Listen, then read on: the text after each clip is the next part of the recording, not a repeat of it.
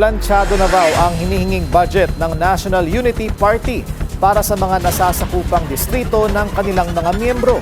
Ilang araw yan matapos sabihin na di raw sila kontento sa pamumuno ni House Speaker Bogie D. Narito ang exclusive agenda report ni Isaiah Mirafuentes ng Abante. Matapos ang banta ng National Unity Party noong Lunes, nabibitaw na sila sa majority ng Kamara at lilipat sa minority dahil sa budget issue. Tatahol na lang tayo ng tatahol hanggang sumagot sila. At matapos nilang ipahayag ang kanilang paninindigan na ebidensya ang magiging basehan nila sa impeachment ni VP Sara.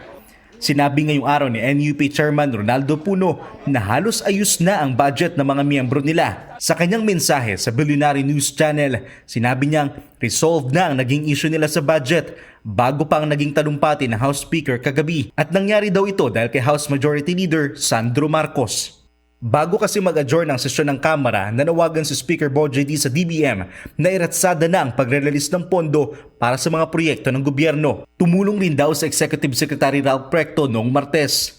Nangyari anya ito kinabukasan matapos ang kanilang press con at nalaman lang daw nila kahapon. Ayon pa kay Puno, on schedule na ang pagre-release ng budget at ilalabas na raw ang pondo para sa ayuda programs at sa DPWH.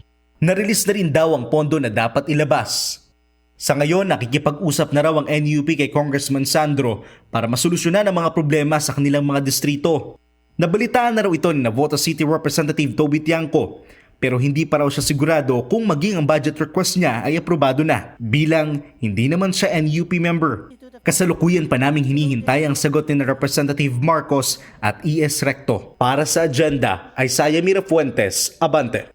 Manatiling nakatutok sa Billionaire News Channel, sumubaybay sa aming social media accounts at mag-subscribe sa aming YouTube channel para sa mga eksklusibong balita at storya.